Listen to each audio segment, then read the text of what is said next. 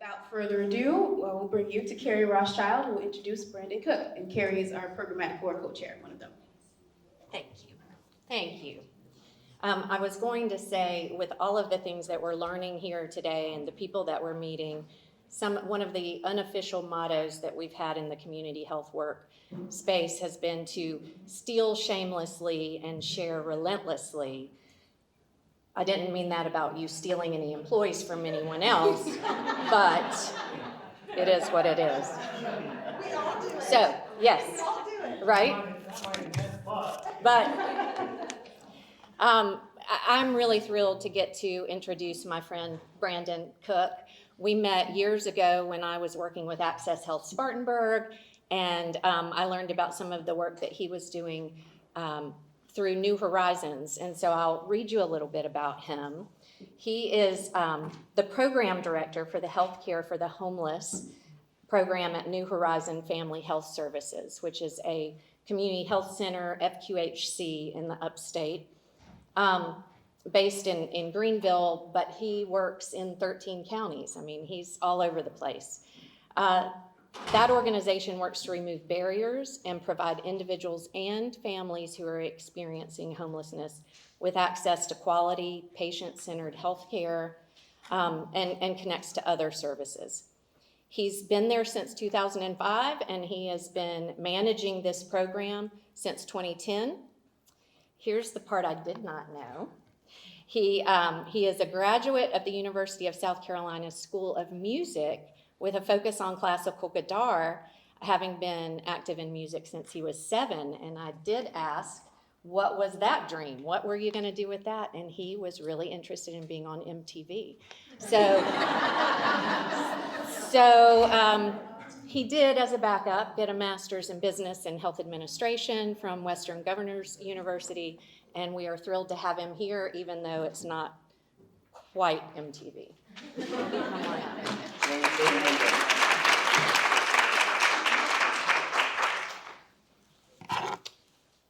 Thank you, everyone. Not quite MTV, but I think I'm where I'm supposed to be. So thank you all for having me here today to speak to you. Very awesome group.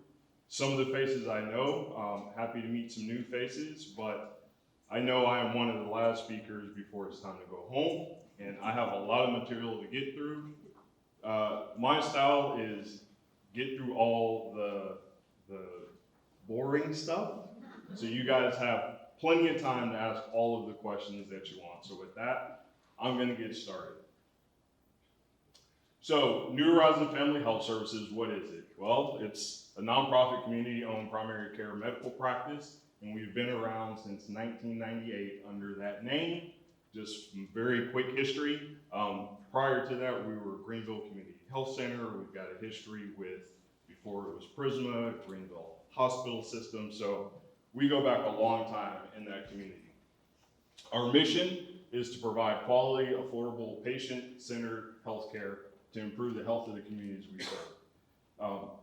Everyone is a part of our community. So we work really hard to ensure that all people can have access to primary care services and some of those other non-health related services as well. We really try to be that one-stop shop that others in the room have already talked about being today. We serve more than 24,000 patients across 3 primary care offices, a dental office, and 2 mobile units. Here's the update. And I don't know if I'm supposed to tell you all this, so y'all keep this between us. So New Horizon is expanding. We expect to be able to launch in the very near future another primary care office in Greenville, so excited about that. And we are adding another mobile unit, and the Healthcare for the Homeless program is adding a little half of a mobile unit to help spread our footprint. And I'll talk more about Healthcare for the Homeless exactly in just a few minutes, but that's a little update there. Who do we accept? Again, everyone in the community, so that means we accept patients with insurance, Medicare, Medicaid. We have our sliding fee program that I think most of us know sliding fee, but in case you don't, Basically, we're able to provide a discount on your healthcare services based on your household income and the number of dependents on that income. And all this is an effort to reduce cost barriers to accessing primary care services. Even for folks in the business, it can sometimes be very hard to navigate and very expensive to navigate the healthcare system. So that's where an organization like ours really comes in to work with folks that make sure that they can access those services. And then we have our special population programs, Healthcare for the Homeless, that's one of them. But we also have integrated behavioral health and substance use disorder counseling.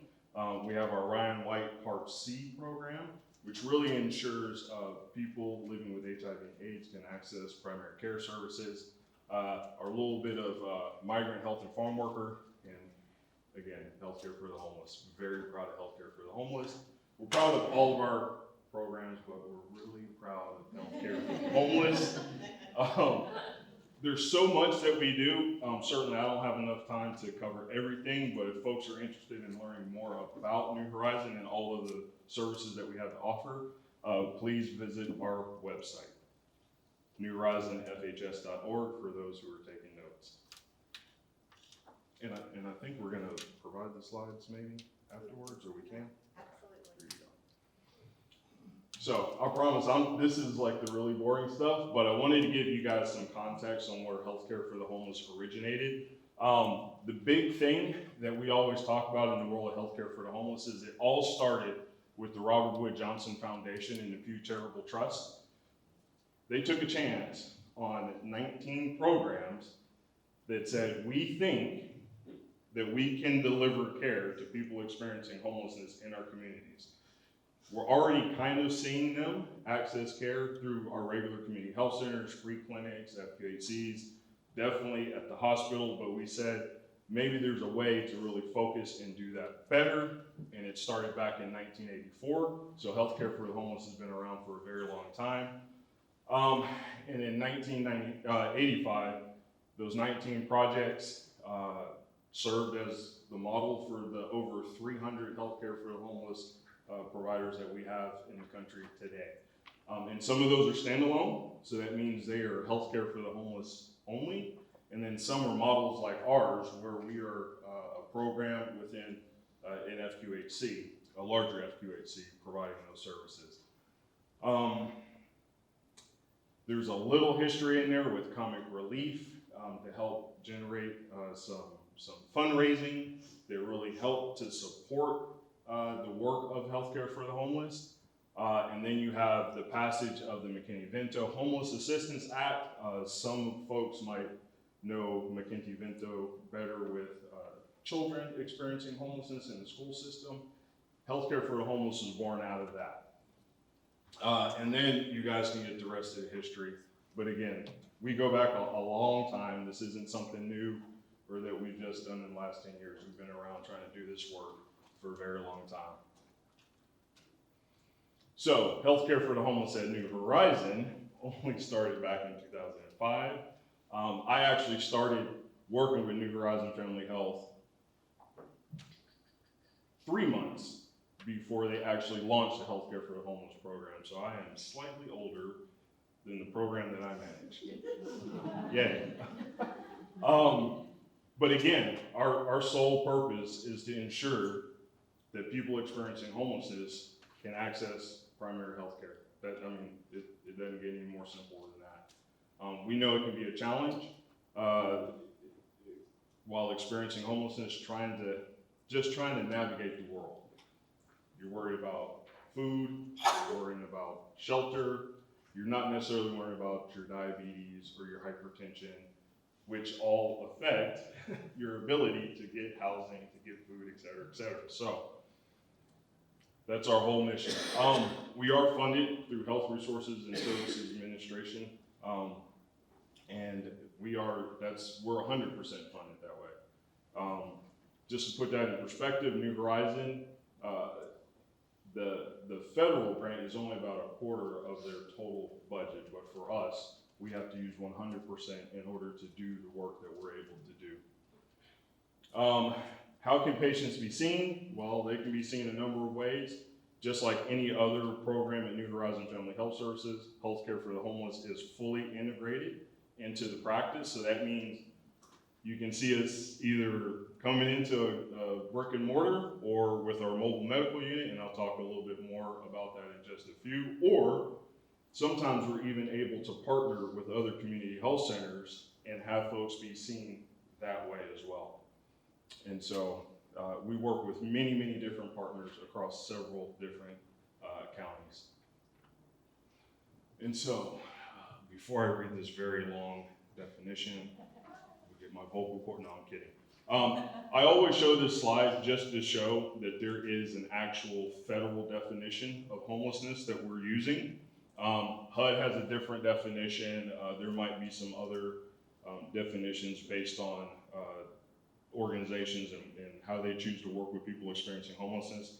But for us, it made sense, especially since that's where our funding comes from, to use the definition of our funding source. We like it, it's pretty inclusive. And it's pretty inclusive because it also allows us to recognize that folks who are doubling up or living, as we've heard it called in the street, pillar to post, couch surfing, all those kind of things, that definition allows us to consider those types of living situations as unstable and non-permanent. So it's really important that we have that in there. It allows us to work with more people. And then we have the traditional, you know, anyone staying on the street, anyone living in a shelter, in their car, etc. But again, the piece for us is being able to include those individuals who are doubling up. Also, some of the folks that may have a very extended stay in the hospital, their status doesn't change for us just because they've been in the hospital for, I know it's rare, but 90 days or more. We're still able to work with those folks. So, we were funded in 2005. That grant allows us to cover any individual experiencing homelessness across the entire upstate. Now, for you guys are like, oh, how do you do that? We don't do that. We're trying to do that, and we're expanding it so we can do that. But in theory, if we had, as our director of nursing likes to say, in a Walgreens perfect world, we'd be touching all of these counties that you see here.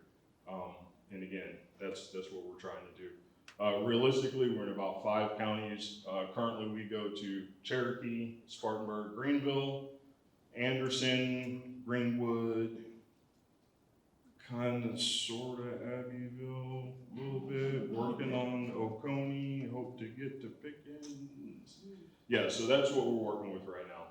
And again, the way we do that is either with our mobile medical unit or partnering with another community health center, or if we can get folks to come into one of our primary care locations.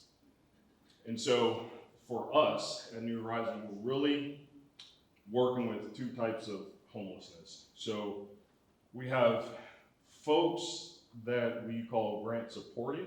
That means our grant dollars take care of them 100%, and folks who are non-grant supported, which obviously means the opposite.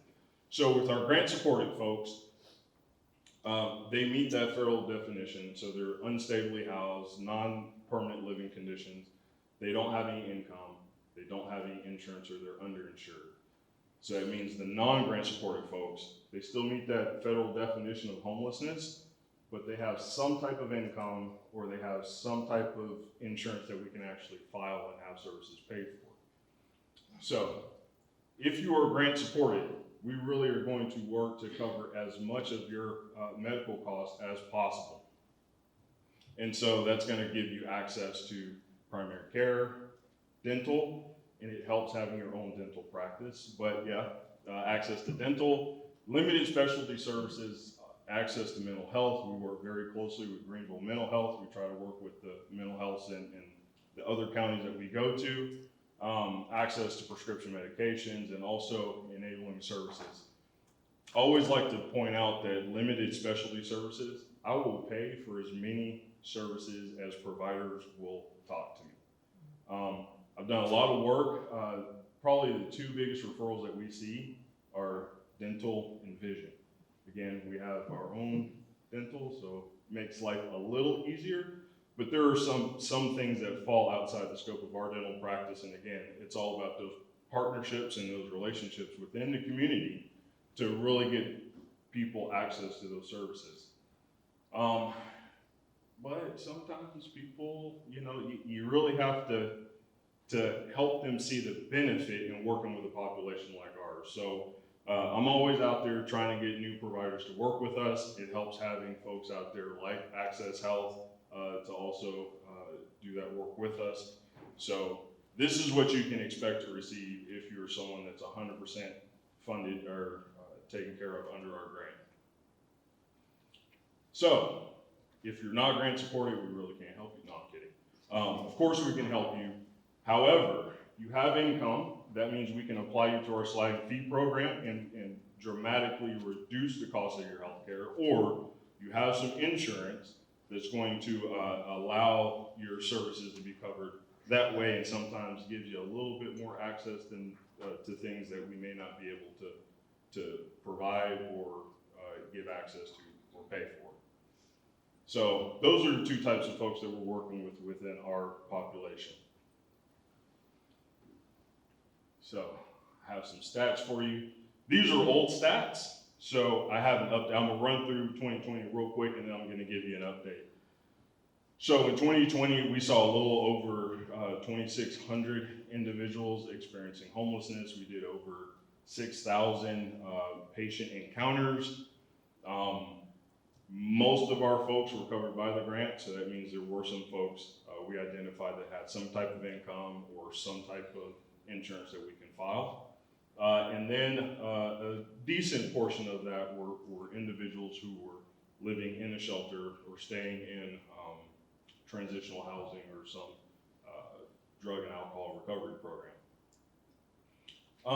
The demographic breakdown is pretty much the same. We typically see more folks who are Caucasian or white compared to our Black or African American neighbors. We tend to see more men compared to women. There seems to be a lot more resources for single men than there are for women. Usually there's not a lot of resources for women with children. That's another burden. But we really try to work with folks to get them connected to those resources. And then, where did I put my phone? So the update. Got the update right here. So in 2022, we actually saw a little over 3,000 individuals experiencing homelessness. Our encounters went down. As you guys can imagine, a lot of stuff went down during COVID, but just a little bit over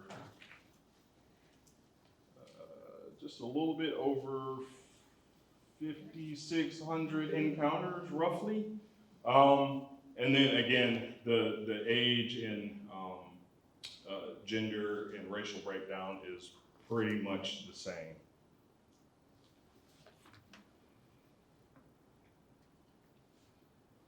So with our mobile unit in particular, our mobile unit, we just got our third one. This one is, so our first one was an in-kind donation from one of the local hospitals that we partnered with back in the beginning. We quickly drove the wheels off of that one in record time. So we got another one from Rhode Island. We flew someone to Rhode Island, they drove it back. God bless them, because I drove the old one, and it was not very fun. Very big and clumsy and just not awesome. But we also drove the wheels off that one. So in 2019, we had the opportunity to get a brand new, custom built to our specifications mobile unit. And I'm happy to say we've not driven the wheels off that one yet, but it ain't from lack of trying. So we got the new unit, and again in 2020, we averaged about 150 encounters per month. So that was a little over 1,800 for the year, about 41 new patients per month, right under 500 for the year. And then this is the staff that we take out. We have a provider, we have a clinical support team, we have a driver, medical assistant, all that stuff that goes out to these shelters that we go to. And these are all of our partners. I don't have enough slides for all of our partners, but these are some of our big partners that we work with on a pretty regular basis. We work a lot with shelter partners because that's what we do, healthcare for the homeless. There's a lot of folks in shelter. Okay, so you guys get the point on that. So Miracle Hill is an outstanding partner for us. I think at this point, we go to every Miracle Hill adult site that they have. I know they have some stuff out there for children as well. We don't have a lot of opportunity to partner with that on the mobile unit, but obviously those folks can be seen at our primary care sources, sites. But yeah, Miracle Hill, again, they're in Greenville, Spartanburg, Cherokee. They also, there's also Faith Home, which is a drug and alcohol recovery program based in Greenwood. We go to the Salvation Army in Greenville. We go to the one in Greenwood. We're really kind of all over the place as much as we can. So we have a total of 12 sites with one mobile unit, with one team across, I think, 5 counties. And y'all, it's past time for us to expand that. So I'll talk a little bit more about that in just a second. But then our non-mobile unit partners, who are just as important, there's just so many, there's too many to list. But again, you guys will see Access Health is a big partner for us. Again, there are things that we can't access that they can access. Access Health. Get it? So we definitely partner with them, and it has been a good partnership, not only for us, but also for the folks that we work with. So very happy to have that partnership. Mental health is a big one. Y'all experiencing homelessness is pretty traumatic. So definitely work a lot with mental health in conjunction with our own counselors that we have on site. And then, as I mentioned before, we also have some opportunity to work with other community health centers to help provide coverage to people experiencing homelessness when they can't get to us or when our mobile unit can't get to them. A great partner in that, for example, is Regenesis Healthcare based in Spartanburg. The long and short of it is basically they use our criteria to I guess, sign folks up under our program.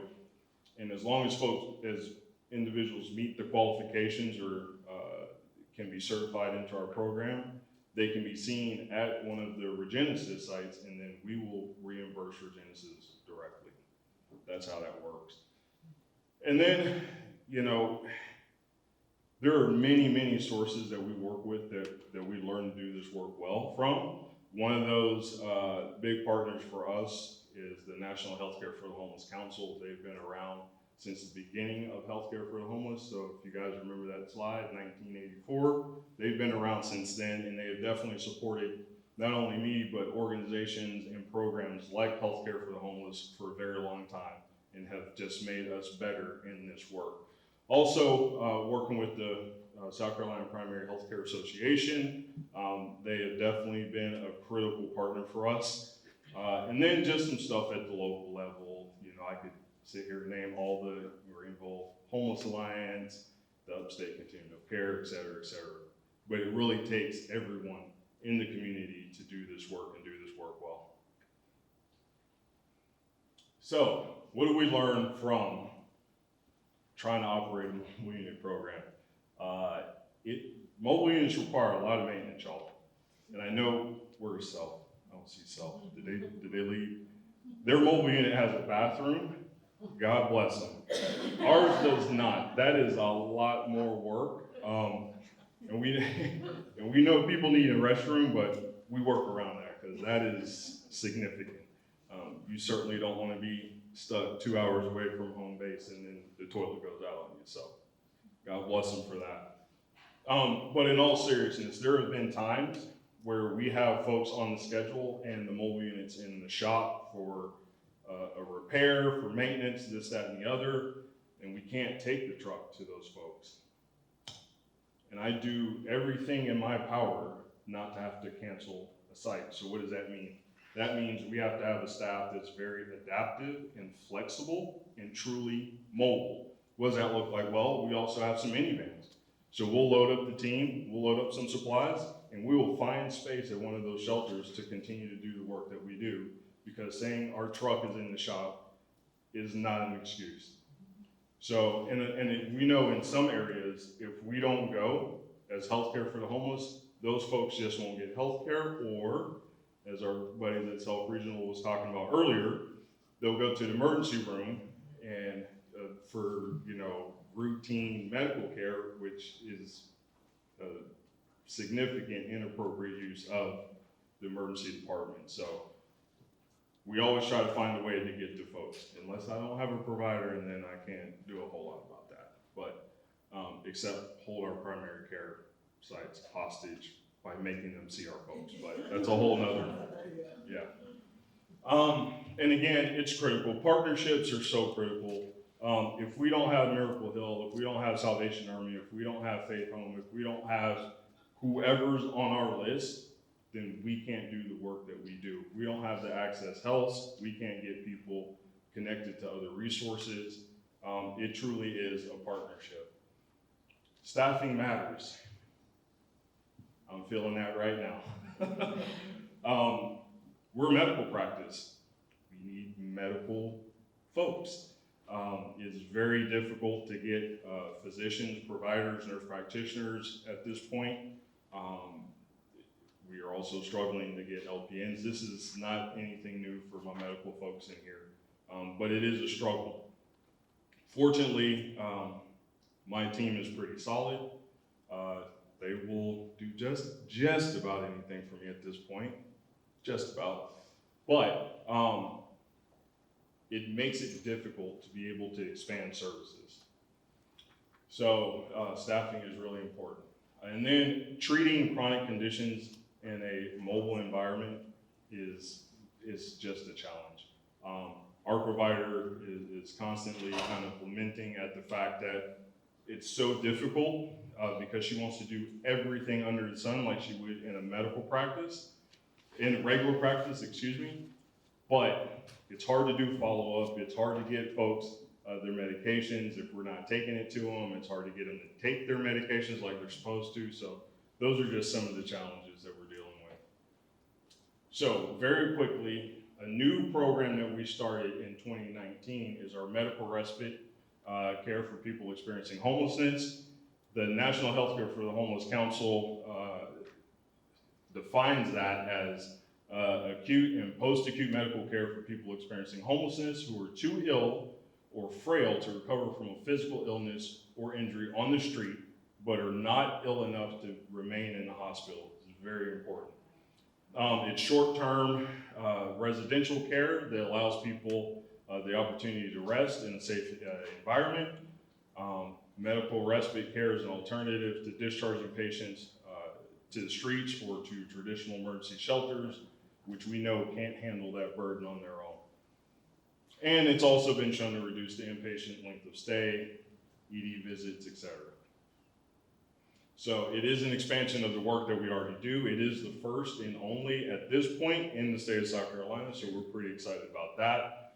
We started with 6 beds for men. We quickly realized there's a need for women, but when you're paying for this all on your own, it makes it very difficult. So we had to wait. Fortunately, Miracle Hill continued to be a partner with us. And so in 2022, we were able to add 4 more beds to that. So now we're able to serve women as well. The staff, it's a small team, y'all, and we're trying to do it all as much as we can. So that's the team. This is just some of our criteria. 1, folks have to be willing to be a patient.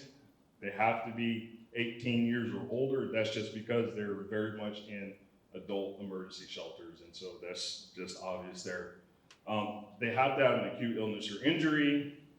They can't be a danger to themselves. A lot of the stuff is for the hospitals, but I'm happy to share this with folks after this. And then some of the things that would exclude people, obviously we're working in a congregate setting, so no homicidal or suicidal ideations, things of that nature. People have to be able to do their own activities of daily living. Can't have any kind of infectious diseases, things like that. Again, we're in a congregate setting.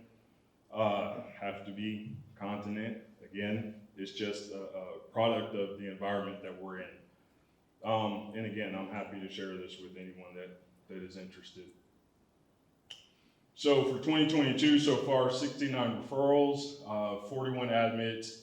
The bed use was at 33. We actually, so completed treatment plans, that's pretty important. We get a lot of people admitted. But a lot of those folks don't always stay to the completion of their treatment plan. Again, they're experiencing homelessness. They have different priorities. They have competing priorities. So in terms of folks that actually stay through their treatment plan that we develop between the referring physician and our nurse, tends to be relatively small. But we know that's an engaged group. That's a group that wants to be with us. And we also have an opportunity to connect them to primary care as well. So far, 9 women, 32 men, just for 2022. Quickly, lessons learned. Taking admissions via paper referral only can be a challenge. With all due respect to my hospital folks, sometimes it's hard to get the whole picture. So what we learned early on is we have to make space for the staff to go bedside, do an interview there, get the full story, and make a determination of if this person is going to be successful in the program. That is very important. Getting financial support from our biggest referral sources, I'm not gonna lie, those are the hospitals. What I recently learned is the way Brandon talks is not the way the hospital talks. So if you want buy-in from the hospital, you have to learn to give the hospital the information that they want that's most important to them and give it to them that way. And hopefully, once I figure out how to do that, we'll start making some headway.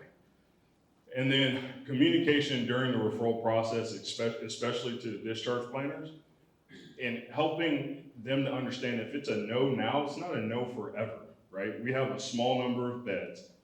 We try to work with folks as quickly as we can to get them turned over, but sometimes it's a challenge. Sometimes you might have to hold on to someone for an extra day or two.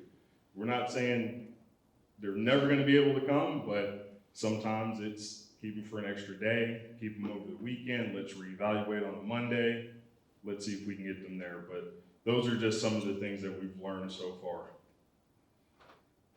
And what can you do? Definitely, our philosophy is healthcare is housing, right? So if you don't have to worry about where your healthcare is gonna come from or how to access it, that'll allow you to better connect to housing resources, but also housing is healthcare. If you're housed, you're in a better position to be able to engage better with your medical care. So that's first and foremost for us.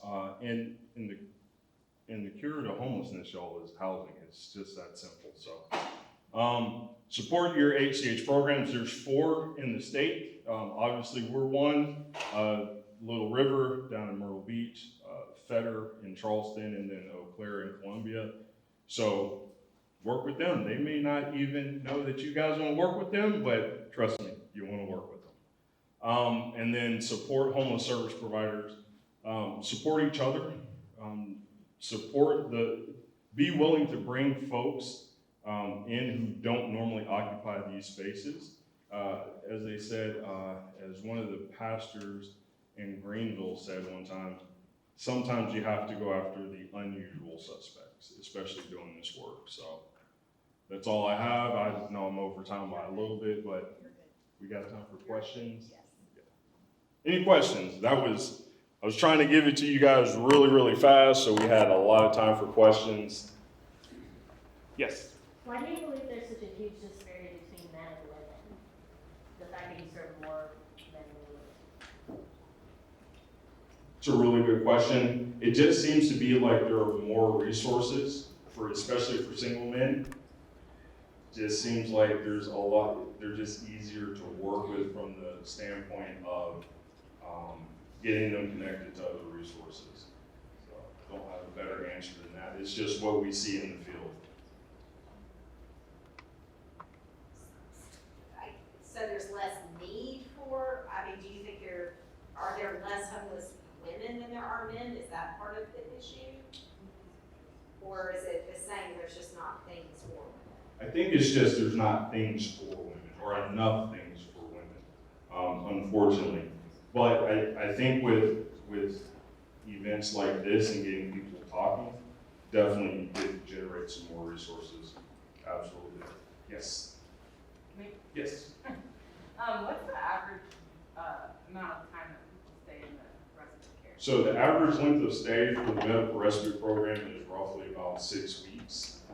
There are outliers. We've had folks stay as little as to completion of their treatment plan, as little as 2 weeks. We've had folks that have been with us for over 400 days. We are always reassessing their plan, and if they're not ready, they're just not ready.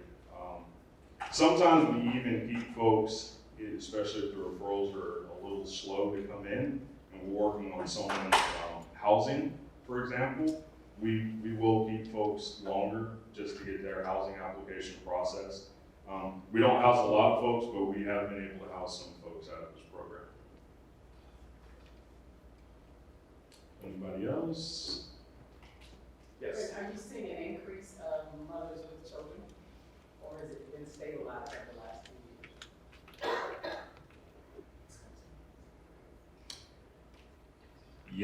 Yeah, we definitely have seen an increase in women with children, which is always hard on the staff because they kind of want to take them home. Like, no, you can't do that. Can't do that. Let's just see what resources are available and try to have them access that. But yeah, we are seeing an increase with that. A lot of times it's women who are fleeing domestic abuse or partner abuse. Sometimes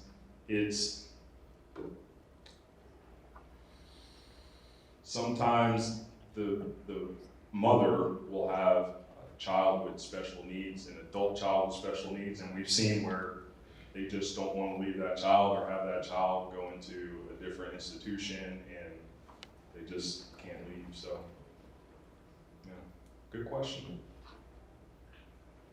What's the difference of a patient with a 400-day treatment plan versus a patient 2-week treatment plan? So a patient with a 2-week treatment plan is typically going to be someone who's recovering from pneumonia or some minor condition like that. 400 days typically means that you got run over by a car or a truck, and that's not hyperbole. We actually had a guy who was riding his bicycle with his girlfriend to Home Depot, I think it was, and the lady in the parking lot was just not paying attention. And not only did she run over him once, but in an effort to get away, she backed over him and tried to flee the scene. Fortunately, there were some good Samaritans close by that kind of held her at bay, and fortunately for him, the fire department was in very close proximity, so they got to him very, very quickly. But he was a mess when we got him. All kind of broken things and catheters, and I'm happy to say by the time he left us though, he was walking on his own, he was ready to get back. He had a little of a construction job, he was ready to get back to that, and he was, all the tubes were gone, he was all healed up, so yeah, he was pretty excited about that. We also got him connected to a lawyer to help with some of that stuff. So yeah, it was good. Another good one that we had very quickly was a gentleman who was gainfully employed, had a place to live, was working his job, but he had a heart attack on a ladder and fell off and, was in the hospital for a little bit of time. And he came to us. He had been living in poverty for a while, but he had never really fully experienced homelessness. So when he got to us and was in the shelter, it was very new. But when you talk to him now, he says, if not for New Horizon and Miracle Hill, I don't know where I would be. You guys saved my life. I love talking to him. He's a great guy. We still get coffee from time to time. And y'all, he's so awesome.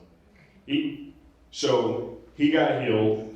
We worked with him. We kept him engaged with his cardiologist. We got him connected to primary care. He's still engaged with primary care. He's taking all the meds like he's supposed to. He's back to working. And currently, just because we all know the situation with affordable housing, he is living in a hotel. But I will tell you, he is so thankful of all that we did for him in conjunction with Miracle Hill, our partners. We got coffee, and we were having to do, I think it was the Greenville Homeless Alliance was asking us to do something, and I was meeting with him, and you know, after we finished coffee, he hands me an envelope, a sealed envelope, and he says, "All right, Brandon, I'll give this to you. I don't want any back talk. I don't want you to, don't say nothing to me. You're gonna take this, and you're gonna put it to good use." And y'all, this is crazy. The man lives in a hotel, but he gave me a donation. It was pretty significant. And not only did he do it once, but he did it twice. In the grand scheme of things, it's not a lot, but let me tell you the power of his donation. This is so crazy. When I got back to the office that first time, the staff was waiting on me to say, "Brandon, we've got someone in need for whatever medical device that the grant dollars was not going to be able to pay for whatever reason." And we were able to use his donation to help somebody get the item that they needed who was also in the respite program. So I thank him all the time. I'm a little nervous to meet him for coffee anymore because I never know when he's going to try to slide me more money. Because I'm like, man, didn't you like just keep saving this until some housing becomes available? But he fully believes if not for us, if not for Miracle Hill, if not for some of these other partners, he really believes that he would not be on this planet. So God bless him, God love him. So, sorry I went off on that tangent, y'all. Sometimes I get in the story mode. People that know me know I can be quite verbose sometimes, so I apologize. Any other questions, if we got time for maybe one more? All right, thank you guys.